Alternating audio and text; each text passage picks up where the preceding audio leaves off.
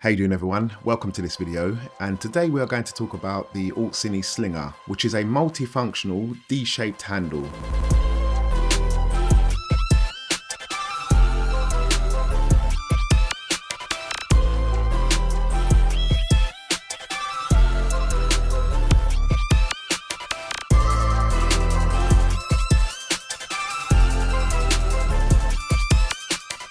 Now we brought this handle out about a year ago when we first released the Alt-Cine Eclipse, and it was a handle that was designed to be multifunctional. The D-shaped handles, what we love about them is that you can get such a great grip on your camera, so no matter what you're doing, it's always going to be firmly fixed in your hand. And there's a lot of handles out there on the market, so why did we create another one? Well, as I said, you've seen it on my cameras and for carrying a gimbal, but it can also be used to build something like a follow focus station.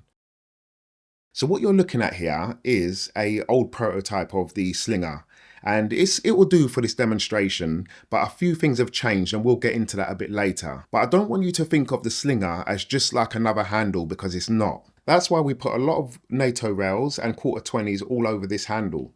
So there's so many things that you can do with this handle here. So let's break this down now and I'll show you how to build one.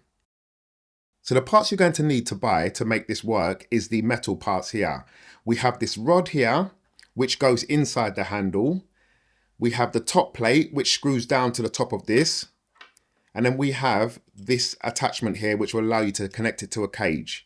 Now you don't have to use this attachment that comes with it. You can go to AliExpress and find different types of mounts if you want.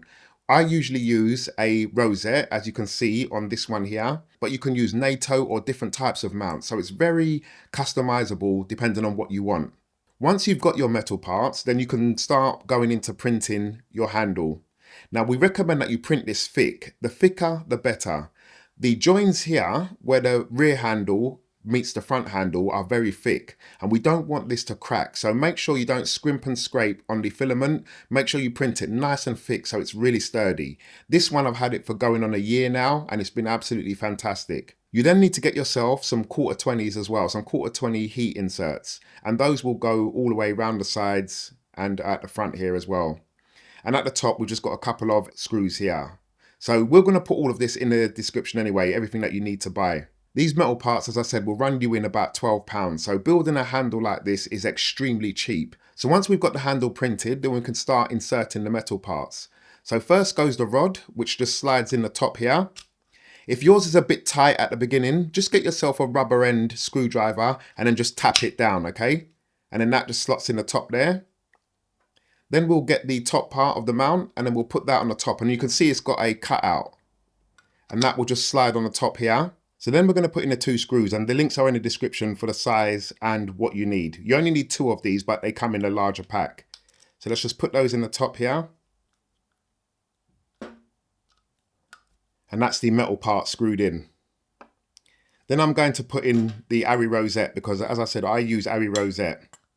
So we just put that inside the gap, and then you can adjust it to where you want it. And then we're just going to put the other screws in here again at the side here.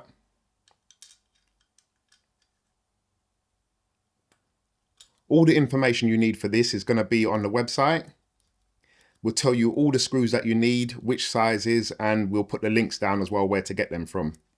And there you have it. The Slinger is built, already done. Very easy to build, no mucking about, no complicated build, and this is extremely strong. Because all of the thick plastic here is so dense, there's no way of this snapping, and because this is going through metal into your camera body or camera cage, that's where all the strength is coming from. There's no way we would have made this with just hanging on to plastic. It has to go into metal to make it super strong.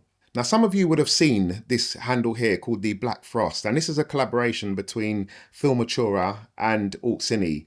Now, the same parts that we're using for the Slinger will go into the Black Frost as well. So if you want to change out your handle for something smaller or something different, then you can just take out the metal parts, swap it over, and then there's a cap that goes over on the Black Frost as well to cover it all in. Now on the Black Frost, you would have seen that I had a record button on here. Now that record button is a bit more complex than the one that we promoted for the expansion pack. So what we're going to do is we're going to take off the front here. We're going to modify this so this record button can sit in the front of the Black Frost here. So then you can just have a record trigger straight in, and then you'll connect that via your USB. So we're going to adapt that. But we're not only going to do the Black Frost and the Slinger, we're going to have a range of handles that you can use, that you can swap out anytime you want. Now the cost of something like a Slinger will be about £5 for the STL, and then the metal parts are going to cost you around £12. So that is like £17 for a handle. And there's nowhere on earth where you can find a handle so versatile as what the Slinger is, but that you can also change it to anything you want at any given time. Absolutely incredible. So between the prototype Slinger and the normal Slinger here, we've made some changes, and we've also made even further changes to this upon talking to some filmmakers out there. So the first thing is, you can see we've got less quarter-20s on the side here because we found that we just didn't need those two on the side. And where this one was so close, and the things that you would mount on here, it wasn't really needed. So we swapped it out for just one quarter-20. On the new model, we've also removed this rear NATO rail because, again, we found that some people who have printed this and used this have been using grip tape around it because they said that it feels more comfortable. So we've taken off the NATO rail because you're not going to really use this one anyway because your hand is always going to be on there. And we've just made the handle slightly thicker so you've got a nice tidy grip on this one. But yeah, that's how it looks.